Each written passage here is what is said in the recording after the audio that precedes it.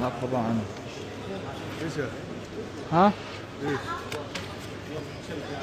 شو ما تريد. तो गाइज, अगर दुनिया के किसी भी कंट्री में काम कर रहे हो और आपका यहाँ इंडिया में बैंक अकाउंट है और आपके उस अकाउंट में पैसे हैं, तो इस अपडेट को, इस खबर को ध्यान से सुनना, नहीं तो पूरी ज़िंदगी उस अकाउंट में आप पैसे डालते रहोगे, फिर पता चला लास्ट में आपके पास कुछ भी नहीं रहा।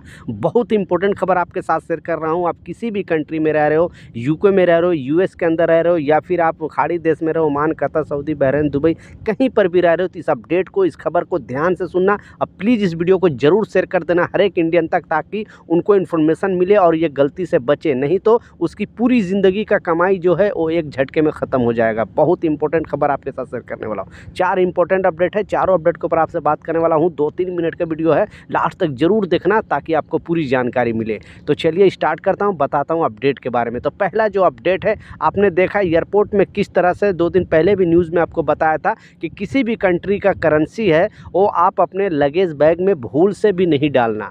आप ऐसा नहीं इंडिया में आ रहे हो या अदर कंट्री जा रहे हो, आप रियाल है, डॉलर है, दिरहम है, किसी भी कंट्री का करेंसी हो, मुद्रा है, वो आप अपने लगेज बैग में भूल से, क्योंकि बहुत सारे लोग अब इस तरह का गलती कर रहे हैं, तो जैसे ही वहाँ पे स्कैनिंग में मालूम चल रहा है आपका सारा सामान है वो खोला जा रहा है, सारा सामान कस्टम जो ऑफिसर द्वारा पूरे सामान को बिखेर दिया जा रहा है और खामखा आपके एयरपोर्ट पर बहुत ज़्यादा टाइम वेस्ट हो रहा है। इसलिए अगर आपको कुछ पैसे लेकर ट्रैवल भी कर रहे हो तो अपने हैंड बैग में या फिर अपने पर्स में, पैकेट में रखो, नो प्रॉब्लम। लिमिट से ज़्यादा अगर लेकर ट्रैवल नहीं करोगे तो प्रॉब्लम नहीं है, लेकिन हर देश में कुछ अलग अलग सिस्टम है। अदर कंट्री के लिए, यानी यूएस अगर जा रहे हो तो वहाँ पे कैश लेके जाने का कुछ अलग सिस्टम है। आप यूएई लेकर जा रहे हो, यूनाइटेड अरब इमारात, तो वहाँ पे लेकर जाने का, तो हर कंट्री का कुछ ना कुछ थोड़ा बहुत इधर उधर है। लेकिन इसमें बताया जा रहा है ज़्यादा से ज़्यादा $3000 लेकर आप ट्रैवल कर सकते हो कैश। इससे ज़्यादा लेकर जाओगे तो आपको परमिशन लेना पड़ेगा, तो वहाँ के मुद्रा के हिसाब से आप एक्सचेंज में देख लेना कि कितना पैसे लेकर जा सकते हो। ये मोटा एग्जाम्पल दिया गया है जो एयरपोर्ट अथॉरिटी द्वारा, कस्टम ऑफिसर द्वारा, तो इस बात का लाजिम ख्याल रखें। दूसरा जो इम्पोर्टेंट अपडेट है वो भी बहुत बड़ी खबर सामने आ रही है, और इस खबर में जो बताया जा रहा है कि आज के दिन बहुत सारे फ़्लाइट है वो डाइवर्ट किए गए हैं। बेसिकली दिल्ली एयरपोर्ट में, मुंबई एयरपोर्ट में भी, और प्लस कोलकाता एयरपोर्ट में। अभी ख़राब मौसम के वजह से आपको पता है कि हल्की हल्की ठंडी गिरना स्टार्ट हो गया, इस वजह से बहुत ज़्यादा मौसम सही नहीं चल रहा है।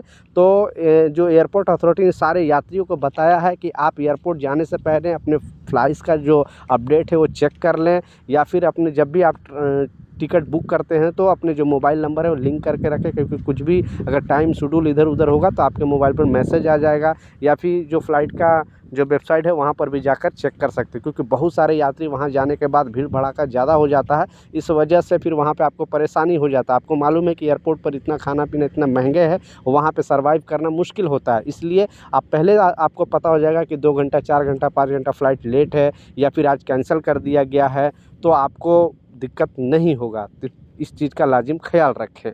तीसरा जो इम्पोर्टेंट अपडेट है, जो अदर कंट्री से इंडिया ट्रैवल करते हैं उन लोगों के लिए फिर से मेमोराइज़ कराया गया, फिर से लोगों को याद दिलाया गया है। क्योंकि जब से ये चीज़ लागू हुआ है, कुछ लोग को जानकारी है, कुछ लोग को जानकारी नहीं है। नई जानकारी होने की वजह से उनको एयरपोर्ट पर पैसे देने पड़ते हैं, या तो फिर वो अनजाने में कुछ ऐसा मिस्टेक कर देते हैं कि उनकी गिरफ्तारी भी हो जा सकती है और उनका सामान भी जब्त हो सकता है। तो प्लीज़ इस अपडेट को, इस खबर को, क्योंकि कुछ लोगों को दिमाग में बैठ गया है। क्योंकि होता क्या है कि जब हम अदर कंट्री जाते हैं या जॉब करने के लिए या फिर घूमने के लिए, तो वहाँ से बहुत सारे सामान है जो शॉपिंग करके हम अपने फैमिली के लिए, अपने दोस्तों के लिए लेकर आते हैं। इस वजह से हमें कुछ रूल को फॉलो करना पड़ता है, हमें कुछ रूल समझना पड़ेगा। आप कोई भी इलेक्ट्रॉनिक सामान है, पहले तो क्या होता था, लोग के दिमाग में ये बैठा है कि जस्ट गोल्ड पर ही ये नियम लागू है। क्योंकि गोल्ड पर जो ये रूल है, अदर कंट्री से अगर इंडिया में गोल्ड लेकर आओगे तो एक लेडीज़ को 1 लाख रुपए तक का गोल्ड पे यहाँ पे नो टैक्स है, यानी टैक्स देने की ज़रूरत नहीं है। लेकिन अगर कोई जेंट्स है तो उसको 50,000 तक का ही छूट है। इसके अलावा अगर वो लाता है तो आप लोग को एयरपोर्ट पर जो कस्टम ऑफिस है उनको डिक्लेयर करना पड़ेगा। उसका जो टैक्स है आप दोगे तो आपको कोई प्रॉब्लम नहीं, कितने भी गोल्ड लेकर आ सकते हो, कोई मुश्किल नहीं है। लेकिन अगर आप टैक्स की चोरी करोगे, आप छुपे से लेकर जाओगे तो पकड़े जाओगे। लेकिन ये जो कानून है सिर्फ इसी के लिए नहीं है। बहुत सारे लोग सोचते हैं कि बस गोल्ड पर ही ये नियम लागू होता है, तो नहीं। कोई भी सामान यहाँ पे बताया गया है, आप लैपटॉप लेकर आ रहे हो, कोई मोबाइल लेकर आ रहे हो, कोई भी महंगे प्रोडक्ट लेकर आ रहे हो, तो ये सारे प्रोडक्ट पे ये नियम लागू है। और ये जो नियम लागू है कि अगर कोई जैसा मोबाइल अभी आईफोन 17 आया है, अब बहुत सारे लोग जो भारतीय हैं जो अदर कंट्री से बेसिकली दुबई से आईफोन 17 लेकर आ रहे हैं, तो उनका मिस्टेक क्या है, क्योंकि बाहर कंट्री से अगर मोबाइल लेकर आते हो तो आपको एक मोबाइल लाने का परमिशन है यूज़ फॉर्म में। दूसरे मोबाइल है बिजनेस के पर्पज़ से, दो मोबाइल लोग रहते हैं तो यूज फॉर्म में आप दो तो ला सकते हो, लेकिन अगर आप डब्बा पैक करके और सील पैक अगर रहेगा तो फिर उसको लाजिम आपको टैक्स देना पड़ेगा, नहीं तो फिर वो जो मोबाइल फ़ोन है वो जब्त हो सकता है। उसी तरह लैपटॉप पर भी है, लैपटॉप अगर पैक वगैरह करके या कोई भी महंगे प्रोडक्ट है जो 50,000 से ऊपर का है, अगर वो नया एकदम सील पैक लेकर आओगे तो फिर आपको उस पर टैक्स देना ही पड़ेगा। अगर नहीं दोगे फिर वहाँ एयरपोर्ट पर पकड़े जाओगे तो आपका जो सामान है वो भी जब्त हो सकता है और फिर आपके साथ प्रॉब्लम हो सकता है। इसलिए इस वीडियो को प्लीज़ शेयर कर देना हर एक इंडियन तक, जो लोग अदर कंट्री से यहाँ पे आते हैं अपने घूमने के लिए या फिर अपने फैमिली से टाइम स्पेंड करने के लिए, क्योंकि बहुत सारे जैसे 3 करोड़ से ज़्यादा भारतीय अदर कंट्री में जॉब करते हैं। जैसे दुबई के अंदर ही लगभग 40 लाख है, यूएस के अंदर है, यूके के अंदर, कनाडा के अंदर, तो उन तक इस तरह का इन्फॉर्मेशन पहुँचना चाहिए। लास्ट जो सबसे इम्पोर्टेंट अपडेट है, आपने टाइटल और थंबनेल में बिल्कुल सच पढ़ा है कि अगर आपका यहाँ पे बैंक अकाउंट है तो इस अपडेट को, इस खबर को ध्यान से सुनना, क्योंकि बहुत सारे भारतीय के पैसे हैं जो डूब जा रहे हैं, क्योंकि आप पूरी ज़िंदगी वहाँ पे अदर कंट्री में मेहनत करते हो और फिर पता चलता है कि आपका जो बैंक अकाउंट है उसमें कुछ पैसे ही नहीं बचे। तो ऐसे हो क्यों रहा है, ये इसमें 2 रीज़न बताया जा रहा है। पहला जो रीज़न है कि आप लोग हर जगह पे अभी ये 2-3 साल के अंदर एसआईपी म्यूचुअल फंड का नाम बहुत ज़्यादा सोचा है, और हर भारतीय चाहता है, कोई नहीं चाहता कि मैं अपने फैमिली को छोड़कर परदेश में रहूं, तो वो भी कुछ ना कुछ स्टेप उठाता है। इस वजह से वो एसआईपी शुरू कर देता है या म्यूचुअल फंड शुरू कर देता है अदर कंट्री में रहते हुए, क्योंकि वो सुविधा है।